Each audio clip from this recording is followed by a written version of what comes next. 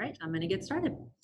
Good evening, everyone. Welcome to Conversations with Comet. I'm Catherine Saab. I will be your moderator. The discussion this evening is on how to gain popularity on social media and a stage. Should last approximately 1 hour. We will devote the first 45 minutes to a session with our panelists, and the last 15 minutes will be question and answer. To quickly review how to submit a question, if you look at the bottom of your screen, you'll see a question and answer box. Input your question into the box, click send. You will have an option to send anonymously. If you second anyone else's question, click thumbs up. This will help me to prioritize incoming queries. And right now I'm going to go ahead and turn it over to Todd Blanton, the Comet USA CEO, who will introduce our speakers and kick off the conversation.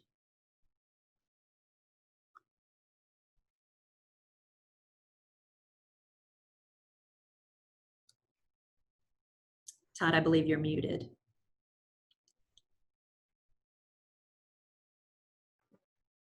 that better? Can you hear me?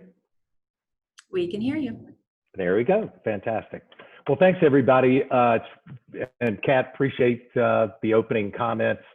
Thanks for joining us this evening. A lot going on in our country right now. We all thought when we scheduled this webinar that it would be the pandemic that we're worried about, and we still are. But obviously there's social unrest in our country, and so thank you for taking time away to be with us. I'm sure we'll probably touch on that subject before the evening's out. Before we get going here, I'd just like to say that I am really very excited about this conversation this evening.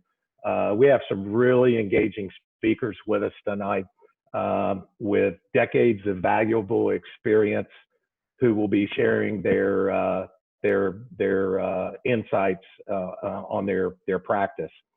So let's introduce our speakers. Dr. Miguel Ortiz is a prosthodontist in Boston, Massachusetts.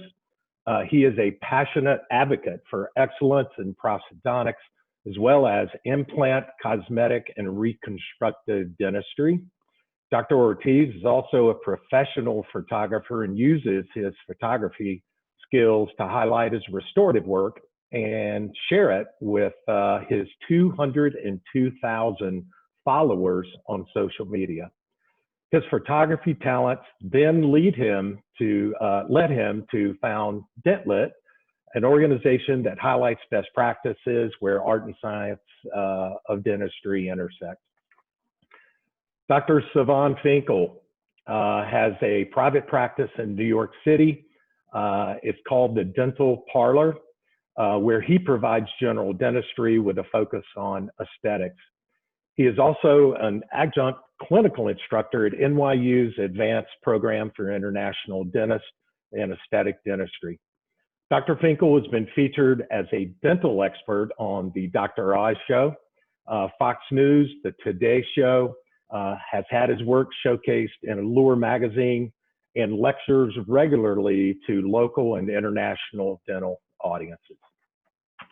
And lastly, Dr. Bob Margis maintains a full-time practice focusing on comprehensive restorative and implant dentistry in Des Moines, Iowa. He is currently an adjunct professor in the Department of Operative Dentistry at the University of Iowa. He has also written numerous articles on aesthetic and implant dentistry and lectures and presents hands-on courses nationally and internationally on these subjects. He is currently the editor in chief of Inside Dentistry on the editorial board of Compendium and is contributing editor to Oral Health in Canada. Pardon me. So, gentlemen, welcome to Conversations with Comet. Hi, thanks for having us. Thank you. So thank you. Let's start the conversation with let's talking about building a personal brand in dentistry. How did you build your brand through speaking and or social media, and why do you think a personal brand is so important? Bob, I'm going to start that off with you, and then we'll go from there. How's that? Thank you. Thanks a lot for having me today. It's fun to be on the panel with two guys that I respect and I've followed on social media, and having 200,000 followers is no small undertaking. So, you know, I'd love to hear that one too.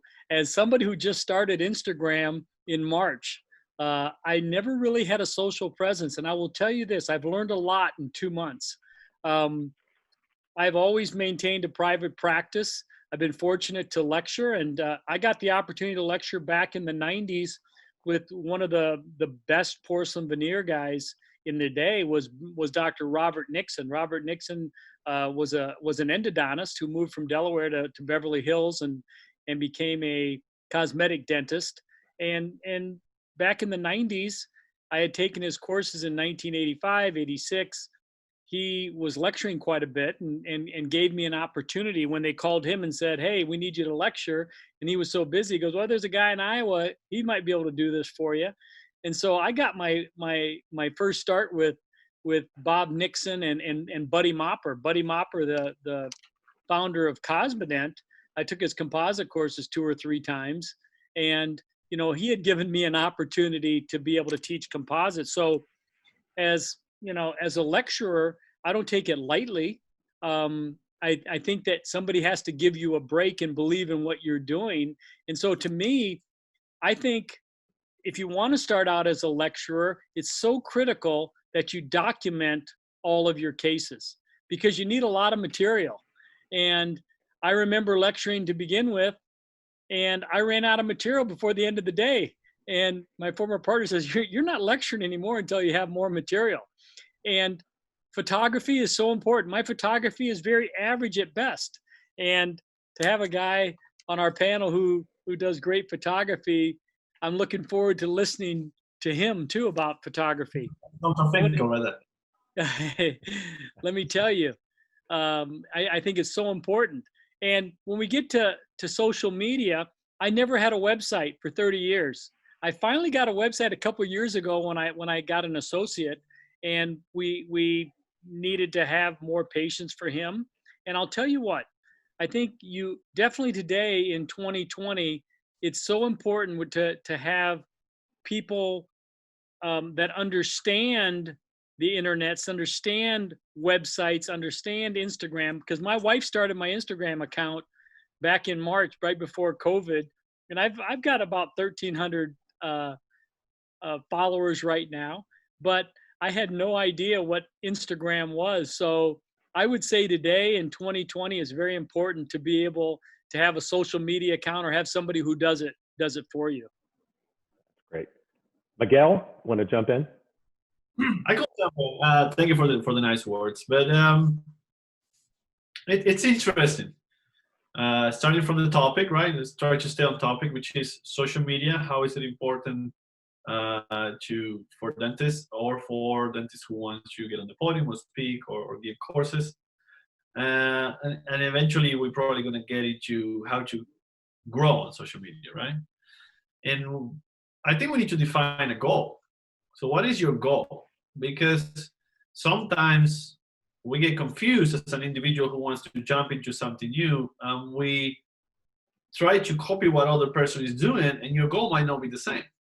So many people say, you know, how do you get to have a large account, right? How do you get there? And eventually I will get to how I got there, because it's important. It will show you, it will explain in the circle what I mean. But if you look at me and you say, Miguel, I want to do what you're doing, okay, go ahead. I can tell you how we did it, and I can tell you how you're not going to get there. Not because I'm special, but because the way I got there doesn't exist anymore.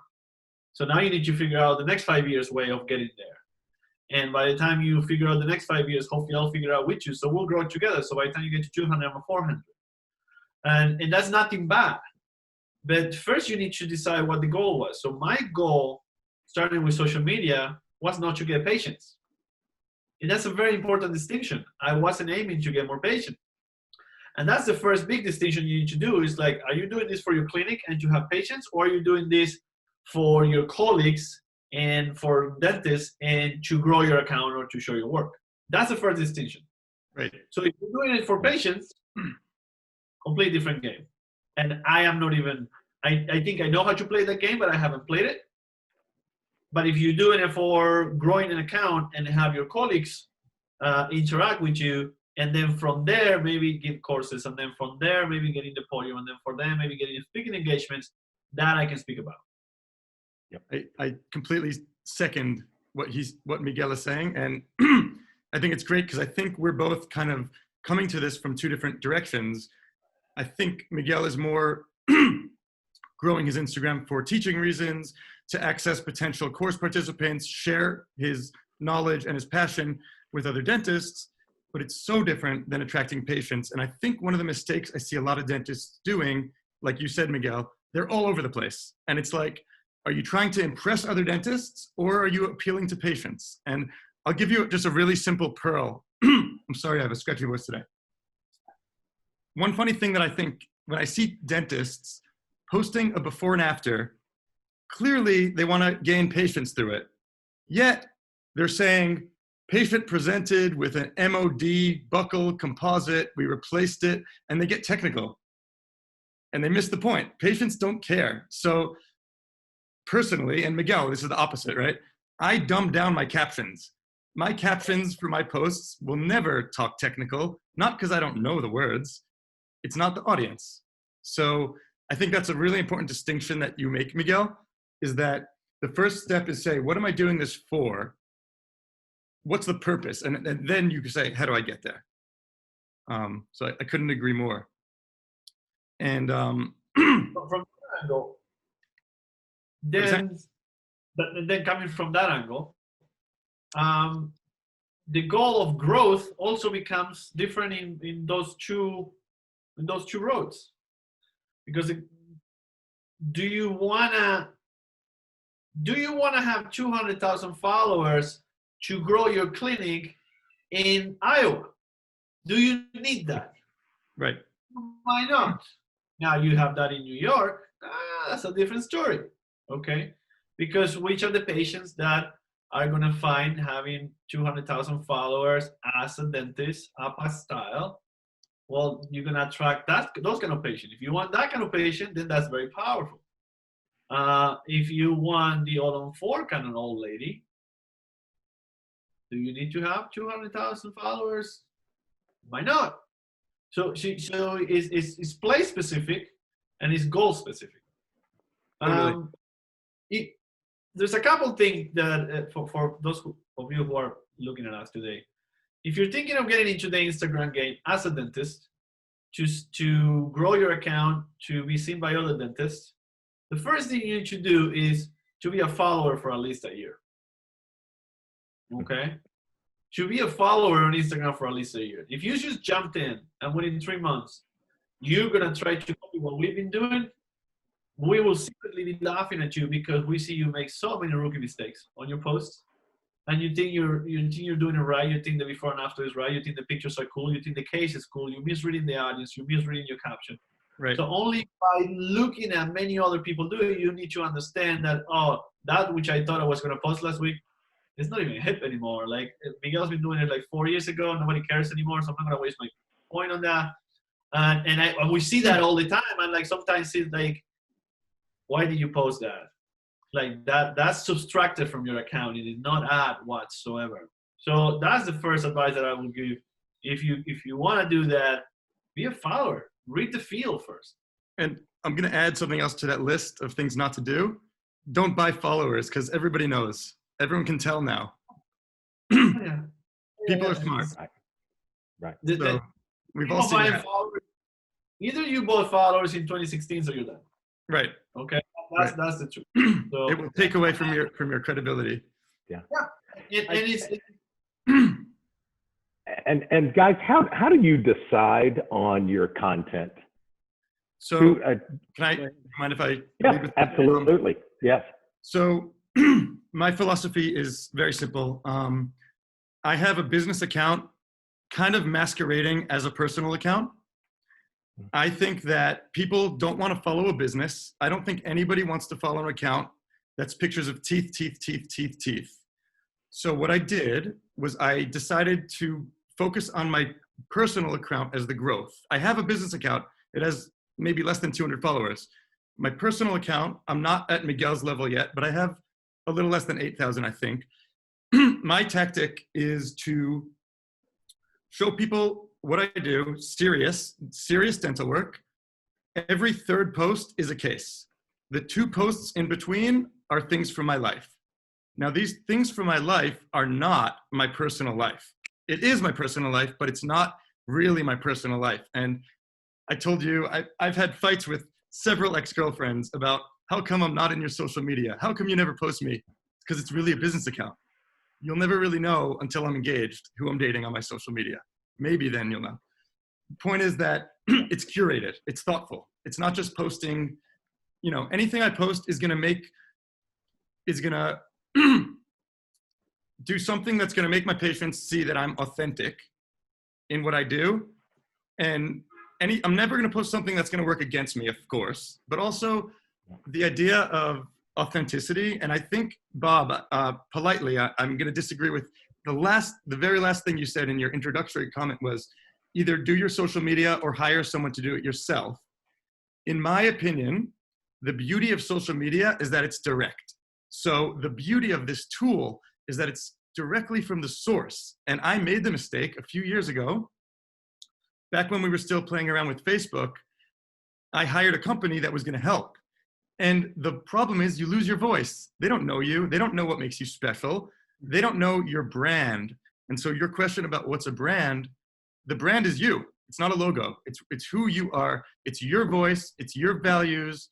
It's your take.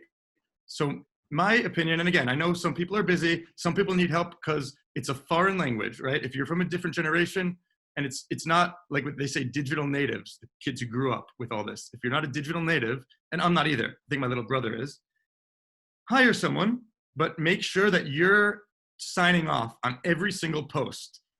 All the content. Or it's going to hurt it. It's going to work against you because you're missing the beauty of social media. It's unfiltered from the source. Yeah, I think that's a point well taken. That's a great point. What I meant by hiring somebody, I meant more. I've never had anybody post anything for me. I've hired somebody to like make my website, and then Right. if I want to post some things like about the technical, we need help technically. Yeah, technically, yes. Because let me tell you what, I'm intrigued by both of you guys, and I'm glad I'm on this panel because I honestly can say I don't know what it means to be tagged. I don't know what it means. The only thing I can do is post, and I will tell you, Amanda and Adamo, who have thousands of followers, they've been saying, Margis, you need to have an Instagram account. You need to have an Instagram account. And the build up to me having an Instagram account has been hilarious because my first post was my wife videotaping me showing how to do surface texture on a composite veneer. And people were saying, wow, the dude's getting into this thing. He's starting with a video. Well, I had no idea. And I posted, and I didn't realize that when you post it, it takes time to post again. So I had like 2 or 3 of the same posts from my first post as like a video because I didn't really know. I don't know what it means to, I didn't realize if you share something, it's gone like in 24 hours or if it's a story. You can't have, things like that. So to me, I did this mainly because I wanted to promote some of the courses I was doing, some of the lectures I was doing. And, I had no idea, but I will tell you that it was very fascinating that when I started posting some things and when I was doing my hands online live courses, I would go from 30 people to 60 people. And a lot of them were because the people saw it on Instagram. Yeah. That's really good, Bob. I maybe change gears just a little bit here. I'm going to direct this to Miguel. What do you tell the next generation of dentists how to be successful? I can. I'm not successful myself yet. I'm serious. No, yeah. I'm ready to talk to the next generation. I can talk to my generation, and yeah. I can ask a lot of questions to the generation above. I'm not ready yet to talk to the next generation if they're already dentists or if they're already at the dental school. I don't think I've read the landscape completely yet. I'm not trying to avoid the question. It's an honest answer. I'm not ready to talk to the next. Right now, I'm talking to my generation. And some of the older generation is tuning in as well, especially now with COVID. they tuned in a little bit harder. So, and I'm talking to them, and I'm talking to them from a place of careful what you come in and do, because we're about to take over. And yes, we are millennials, and yes, we do get offended, and yes, there is a good and a bad of that, and it's not a joke about the millennial anymore. We are here, and we're here to stay, and we can have a healthy conversation about the good, the bad, and the ugly, but it's not a joke anymore. So that's what I talk to the generation about. I'm here to help you navigate this environment if you want. That we have to do it next to each other. You're not on top anymore. That was 10 years ago when you were 55 and you were ruling the world. Now you're 65 and I'm 38 and now we're ruling. But in a good way, I'm saying. I want this to come across the right way. And we are different, and now it's starting to be that you have to accept our differences. We listen to you for a long time, now you have to accept all differences. And that gets very obvious in social media, and that is a conversation that I try to have with the generation of both, especially when they just join. Because if now you see them burn, you really do, you see them come in and clash, and come in out of place, and come in and they put effort, and the effort completely backfires. So sometimes I feel for them and I say, hey, look, this is why that didn't work. And it's not about like, well, that's the way I am and you guys are the crystal generation. No, that's not really. It's like, you know, you had your disagreement with your parents now, and you survive, and now we have a disagreement with you and we'll survive. And when it comes to, and that gets reflected in dentistry, and that gets reflected in social media. In dentistry, it gets reflected with conservative and non-conservative. And that's it. We are the conservative generation. End of story. And we're not doing. I'm sorry. And I had the balls, and I had 10, 15 years in the field to say, no, I can back up what I'm saying. And you're over prepping, and that tooth could be safe. And there was no need to cut that tooth for that year. And now, and we can now stand and have a voice on that. And at the same time said, I understand why you did it, what you did. In 1995, I would have probably done it exactly the same way, but things are changing. So that's another conversation. You can go into the dental conversation, and then you can go into the social media conversation. Yeah. I know Bob and Savan, both of you teach at schools at times. Wonder what you say to students if they ask you that kind of question. So if you don't mind, Bob, I'll Go ahead. So Yep. I'm going to go back to what I said a moment ago about the digital natives, which I don't consider myself. I learned all this, but people are growing up knowing this. And my word of warning, and it's annoying, but it's something that we have to deal with. And I said it before, a lot of dentists, a lot of young dentists are better at marketing than they are at dentistry. Right. And they don't understand it's not enough to just look good, dress nice, get like the cool gadgets, have, you know, do the latest Snapchat video or do the latest TikTok now, which I don't have. I'm too old for that, I think. But my point is, people know how to become very. When we decided to not join TikTok, in real life, done. Yeah, I don't care. We gave up. We gave up. I still to do it. Yeah, I'm not doing That TikTok. makes it different. Do you have TikTok? No. Yeah. I'm done. You're the done. second generation. But I see dentists, and I'm not going to name names or signal, but I've cleaned up a lot of work of dentists who patients go to because they have massive followings, and it's so bad on so many levels that the public is being fooled. The dentists, it's not right. And this is a whole other topic. We could talk about ethics, but my advice is become a good dentist first before you market the hell out of yourself, and because it's only going to come back and bite you. And we know, we've spoken privately about names who have come and gone, disappeared. There were people we knew of in the last couple of years who were famous dentists. You don't hear about them anymore because the word gets out, which goes back to the beauty of social media. And I'm going to mention another point why I think it's such a great tool. This is the first time in history when the public can tell how we are regarded by the rest of our profession. Before this, like in my dad, I worked with my father. He's, you know, he graduated in 1971.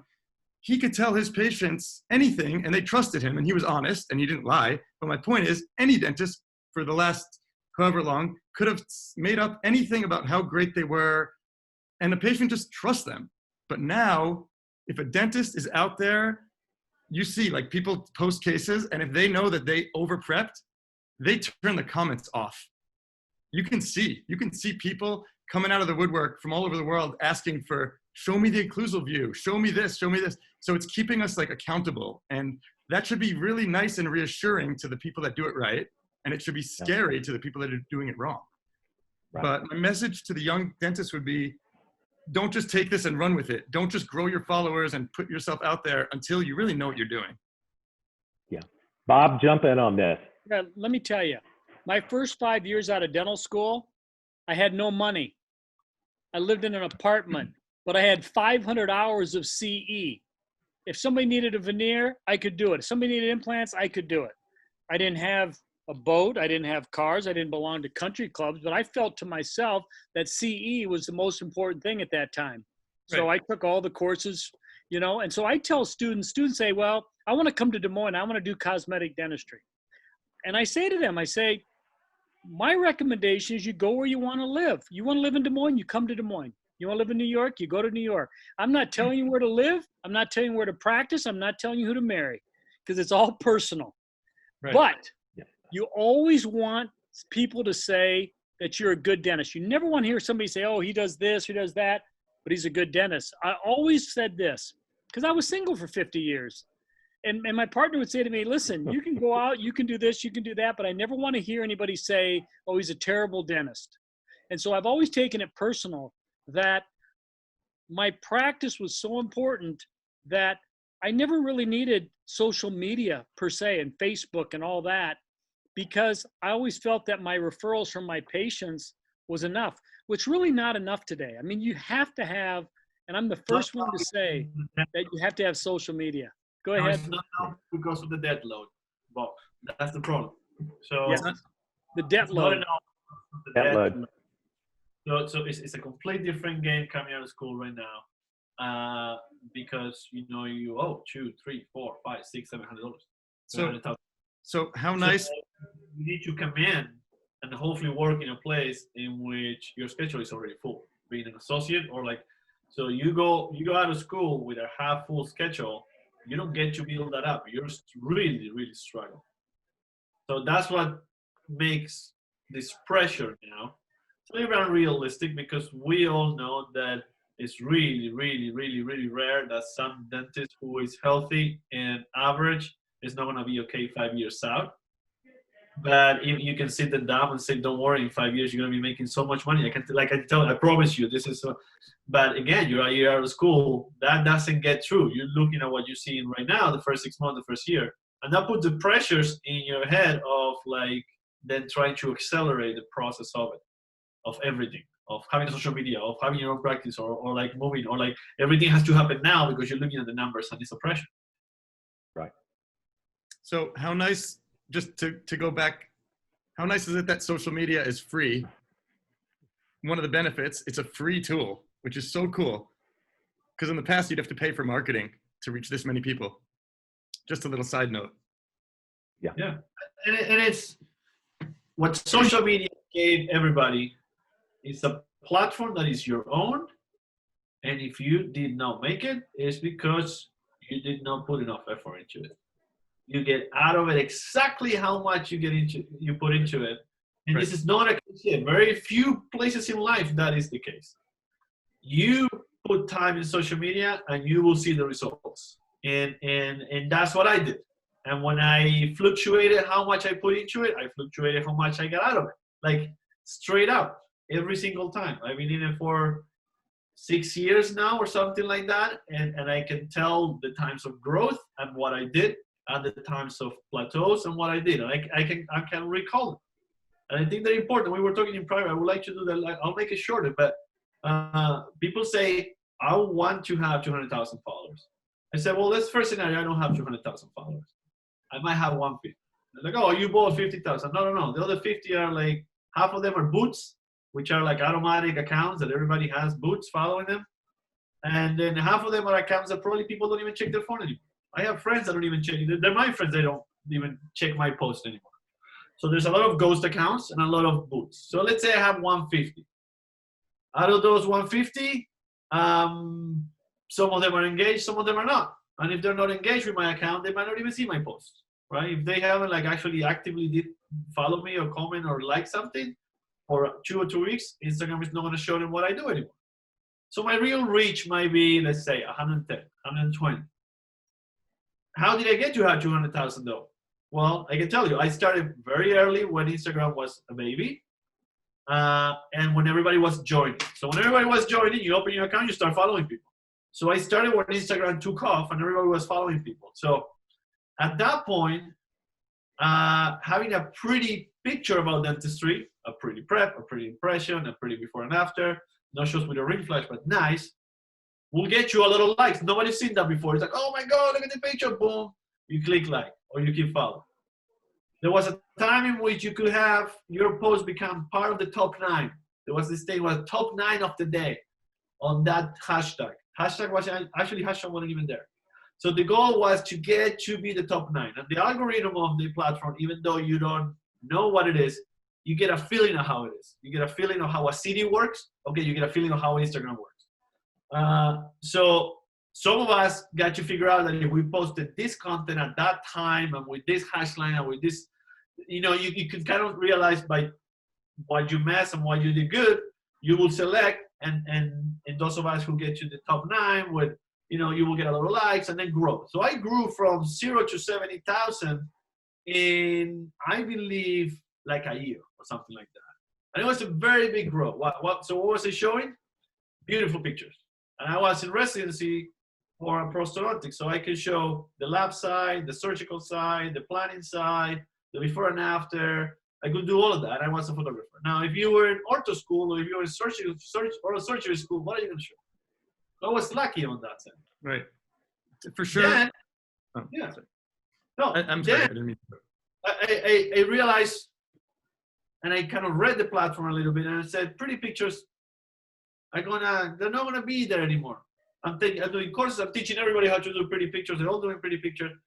But the number one thing that I did, that I always do, and I suggest you do, be a follower. I found myself that I wasn't liking every pretty picture anymore. I wasn't liking or commenting on every single prep. Like, if I'm not doing that, and everybody, so I said, like, pretty pictures are gone. And I switched to education. Let's discuss cases, let's talk literature, let's be funny, and at the same time put some pretty pictures. That transition made me plateau, right? Because people say, what the hell is he doing? Talking about papers? Talking about literature? What is he? So I plateaued. It took me about 2 years to get to 100,000, and I stayed. And then I wrote my book, and then I started doing courses. And then I started doing a series that is called Let's Talk Pros, and I will really do, and I still do, 2 very heavy literature review on a topic per week. That takes me like 8 hours to put together. 8 hours to put together something that you see within 5 minutes before you go to work in the morning. So that's why I say you got to put into what you want, twice a week. And that made my Instagram against take again, because I understood that stories was where it's going to be, right? So I realized that post wasn't going to be there anymore as much. I say stories is where it is. So I put a lot of effort on stories. So it took me a year to get to like 160. And then I kind of struggled there. I was at 160 to 180, another year. Like the whole 2019, 160 to 180. I don't care. I kept doing my thing because I couldn't figure out what was going to be the next big thing, but I was happy where I was. We were teaching, we were growing. Then COVID came along and we were all quarantined. And everybody started doing live. So I sat for a second. I said, the first week I didn't do anything. I read the field. And I said, okay, everybody's doing it, in my humble opinion, wrong. I think it has to have a different angle. And then I started doing lives. And the lives went really well. And within 2 months, I got another 25,000 followers. So now I hit the 2,000 barrier. Now I stopped the live purposely because I was like way too much. I like, my wife's like, I need help at home. You know, I had 3 kids here. Can you come help? So I stopped 3 weeks ago. You know how much I grew the last 3 weeks? Nothing, zero. I was growing 2,000-3,000 followers a week for 8 weeks. And I knew the moment I stopped, I was going to stop. And I stopped and it's zero. So you're only going to grow when you do the right content for the time. And that takes understanding what people want, which is no brain science. Ask yourself, what do you want? Right. What are you seeing on the other accounts that you like? How can Right. you make that better? How can you be not a copycat? Take something, take 80% of something good and give it your twist to add to it. And probably I can tell you right now when I'm gonna hit 300,000. You want to know when I'm gonna hit 300,000? 7, 8 years from now. Just remember, unless something very weird happened, 7, 8 years from now, unless I'm on TV for some good reason. And I'm okay. I'm not gonna go buy more followers. I don't care. But I do know that the only way to grow is by putting content.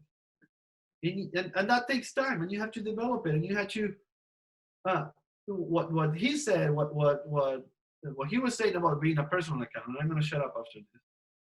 It's true. Many people said, like, how do you do it? How do you grow? I said, do you want to know how many messages do I answer per day? On a busy day like today was a very important day. It is a very important day for all of us. And for one of the first time in Instagram, I took a heavy stand, and I did that purposely. So on a busy day like today, more than 1,000 private messages. Are you ready to respond? Yes, I did, and I had 7 patients today. So if you're ready to do that, you can grow at that level. Now, if you think that you're just gonna post and sit back, people are gonna write to you, you're not gonna answer, and I don't have time to answer 50 people a day, then you're not gonna grow. It's as simple as that. Totally. I agree with you so much. Hey, quick question. We've got about 5 minutes here before we're going to start taking questions from Kat. But I know, Savan, what's going on right now in the world is in the United States is really hitting real close to home to you. And we're talking about current topics, relevant topics. When the 4 of us talked about what we were going to discuss, one of the things we said we were going to talk about was COVID-19 and how does dentistry look going forward. It looks like now we're dealing with other issues. I'll let you lead that off and let all 3 of you comment.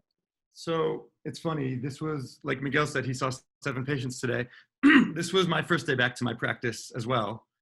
We opened yesterday, but today was the real first day back. And of course, I've been planning my "we're back to business" post, right? By the way, my sister always made fun of me in the past because my Instagram, it's never like post, like on the spot. It's not instant at all. Every post, I probably spend over an hour thinking about the caption, thinking about which hashtags. I put a lot of effort, even into a story that looks like a quick on the spot.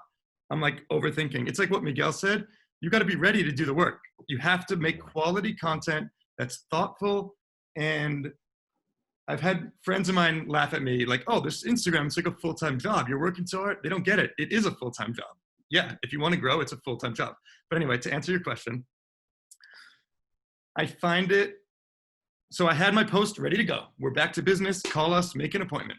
I didn't post it because part of being in your online community, this ecosystem, think about it like real life. It's a community. You have a voice. If we're lucky enough, we have a platform. If we're big enough, we're considered thought leaders and people look to us for, so you have to be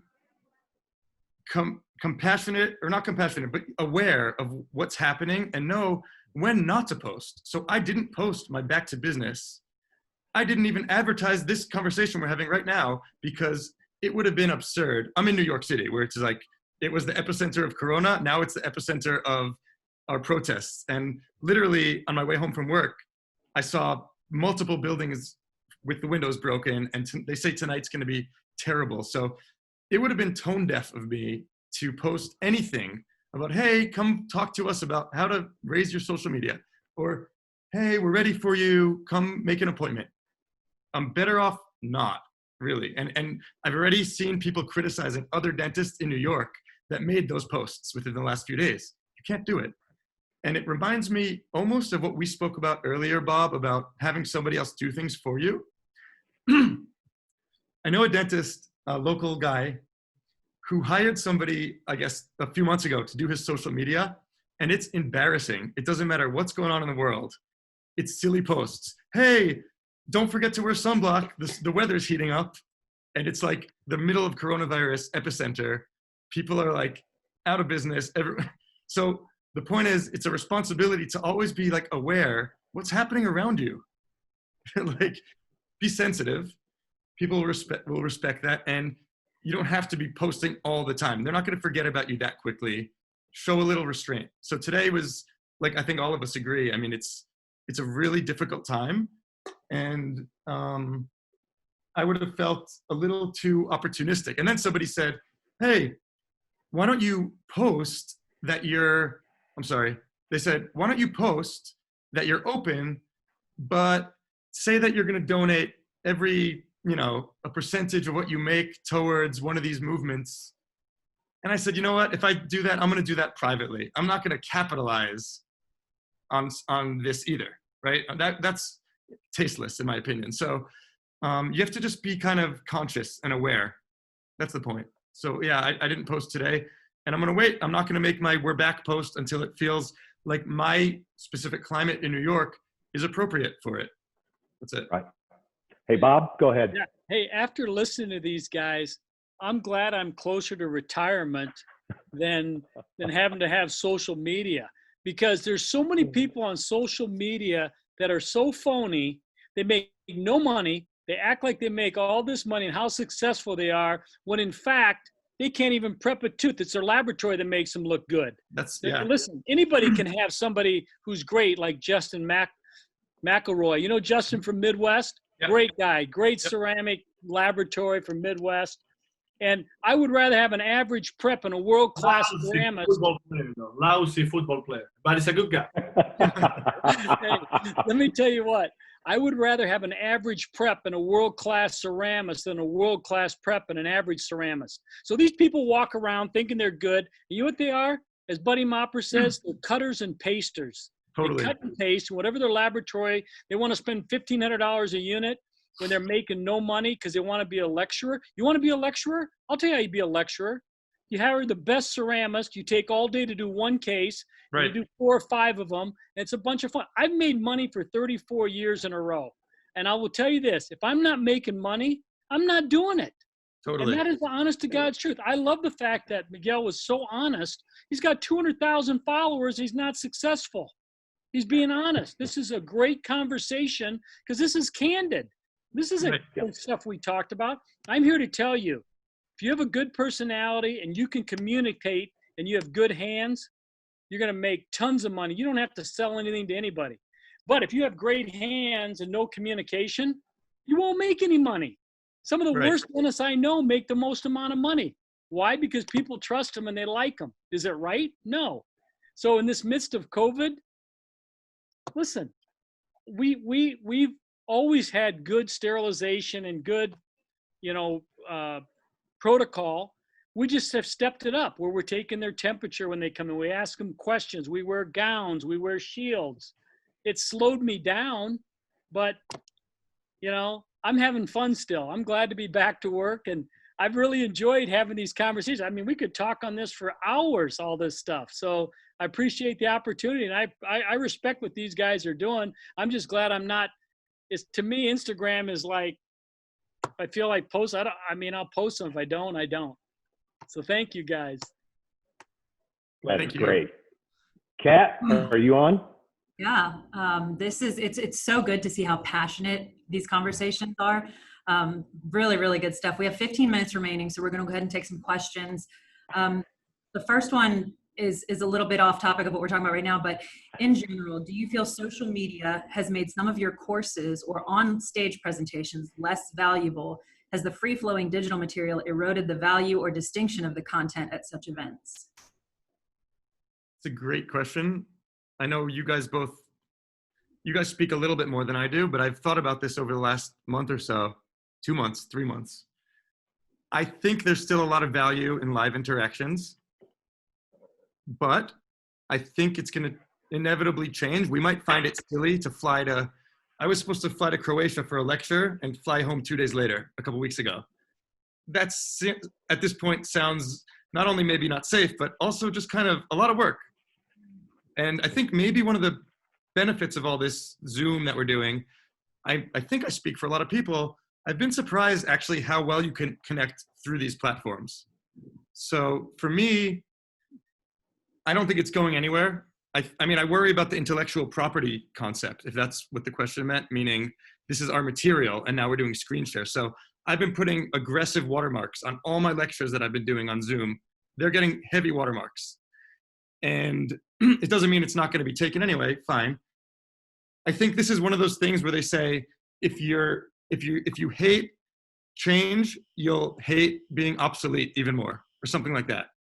So we have to adapt. In my opinion, like Bob was saying, now they're doing online hands-on courses. There's a whole platform for, you know, how cool is that? That you get a kit to your home and you do this in front. So I think this is here to stay. You guys speak much more often than me, so I want to hear your take, but I don't know. My take is a little bit different, and I think it comes from my background, being from South America, Argentina, and so I have a little bit of different take on it. What social media or technology has done is expand the reach of CE courses to 99% of people who before could not access it. Okay. It is very common in the United States. Let's go back to, Bob, when did you graduate? 86. 86, okay. 1986. What was the percentage, in your opinion, what was the percentage of American dentists who will fly at least twice a year to take a CE course? Very few. Very Maybe few. 1%? Yeah, very So, few. like the CE takers. Yep. The other 99, that's it. They did not, maybe they went to the yearly regional society association, maybe they heard somebody speak. That's it. They will read a couple magazines maybe, and they will practice like that forever.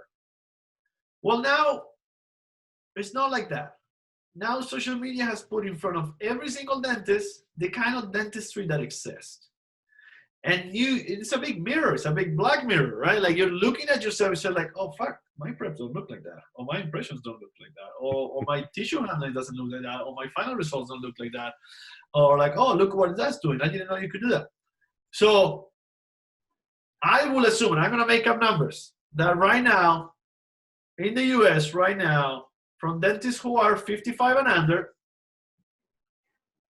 20-30% have seen a webinar this last 2-3 months, at least one, maybe 2, maybe 5 webinars, and they will continue go like a couple times a year, look a couple webinars and start following people, and then they're like, you know, I really like what Miguel do. I am gonna fly to Boston to his course. Those people would have never done it, like they would have never done it, and that shows the U.S. Because you have world-renowned speakers in the US and in Europe, and they're world-renowned because they're famous and they charge a lot, and because they charge a lot, they never get to Asia, South America, and Africa. There's no way, okay? You're not gonna get to hear Pascal in Argentina, maybe once in Buenos Aires, which is like New York, but it's not gonna go to the equivalent of Iowa in Argentina. So the one who lives in Iowa and Argentina will never see anybody. So the amount of people that are watching now this world-class leader or whatever they want to watch is amazing. So the fact that we're expanding who gets is, I don't even care what the argument is, if it's better in person or not. I know that as a whole, the whole level is rising.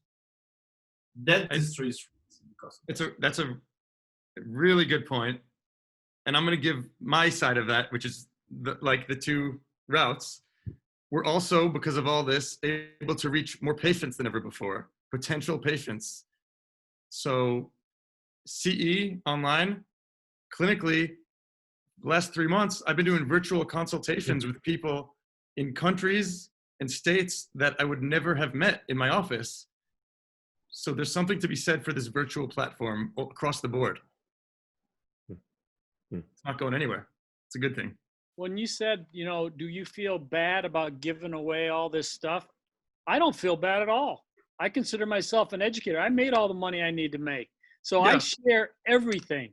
I don't like it when people will show 8 out of 10 steps and then they keep 2 to themselves because they want to be better than everybody else. Right. I mean, I think that if you're going to teach something, teach something. Not The- just show how great the before and an after. Show me the speed of the burr. Show me the burr you're using. Because you know what? I mean, that's what you do. You're going to have enough people that are going to take your courses. Yep. You know what though? I heard a story near the beginning of this. I agree with you completely. But I've heard stories of other educators stealing people's slides and presenting it, maybe for a fee or maybe for free, as their own. And I think that would be something that would bother all of us. And a friend of mine literally had somebody steal one of his slides that had a picture of himself in the background of the slide. And somebody posted it as on a webinar as their own work. And that's where, you know, it's a little upsetting. We put a lot of time into our material.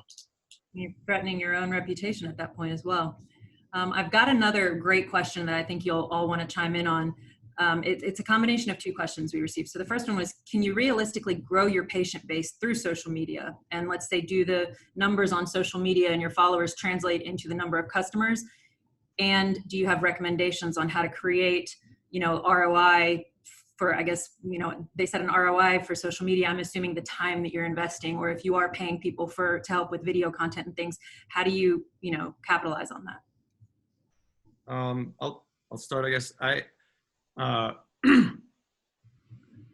think that I'm getting most of my patients through Instagram now, and I don't have even 10,000 followers yet. And I'm also not going to act like, you know, I always want more patients. I don't want to sound like so cocky, like, oh, I'm okay, Instagram does it all. We always want to grow. We always want to reach more people.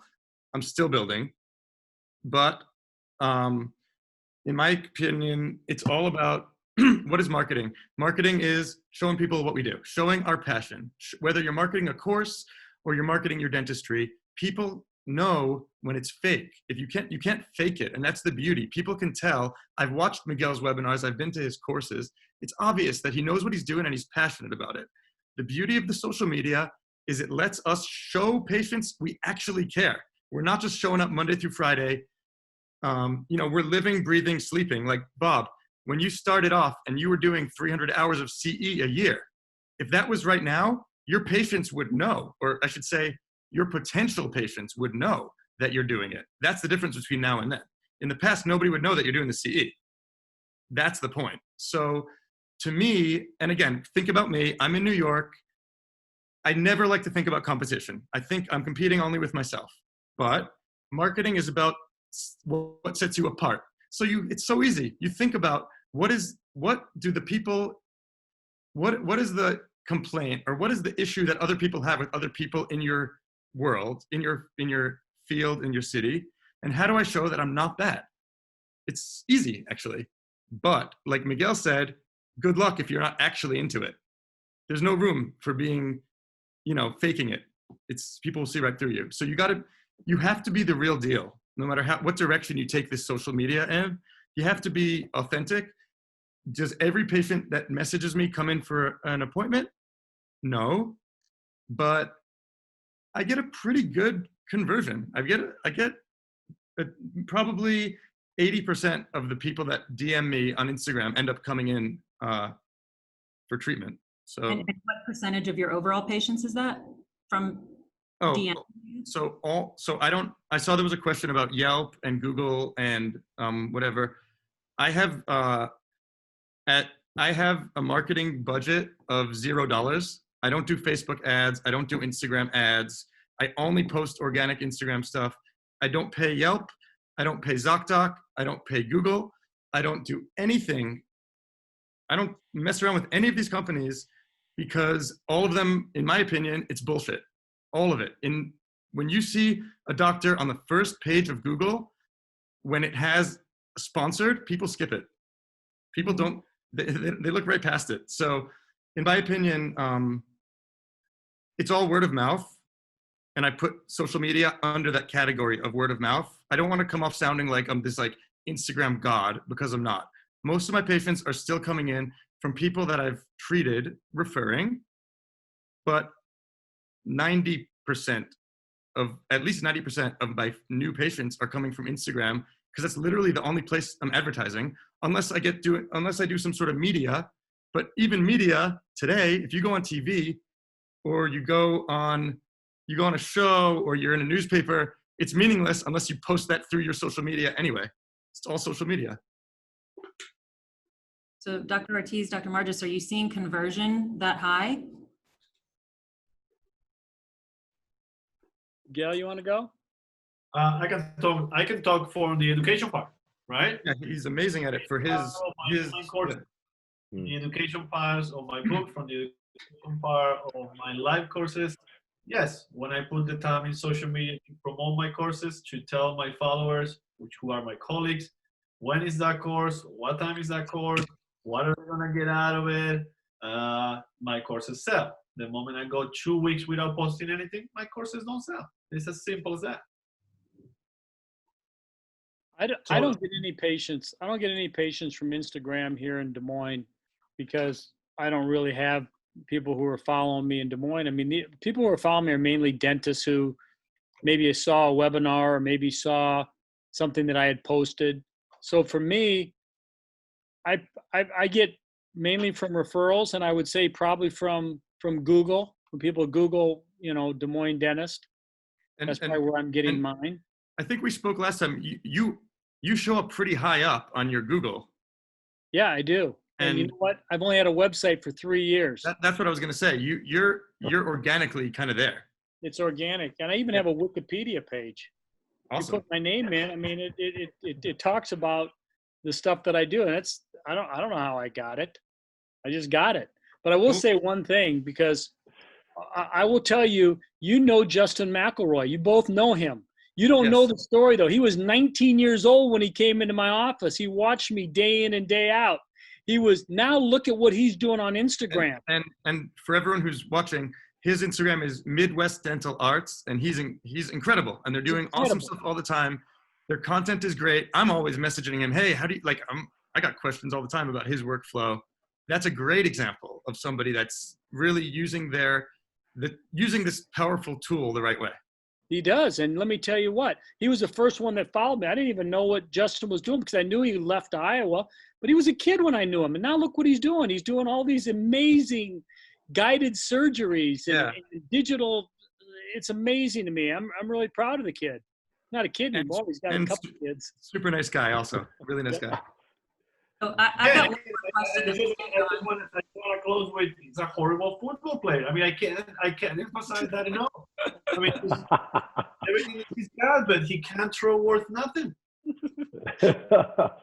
Catherine's got a question. Well, yeah, so it's 8 o'clock. I realize we're going to start wrapping up, but one of the last questions is social media, is having a presence online absolutely necessary to businesses today? And Dr. Margis, I want to hear from you because you didn't join until recently and you obviously have a very successful practice. So why did you get online?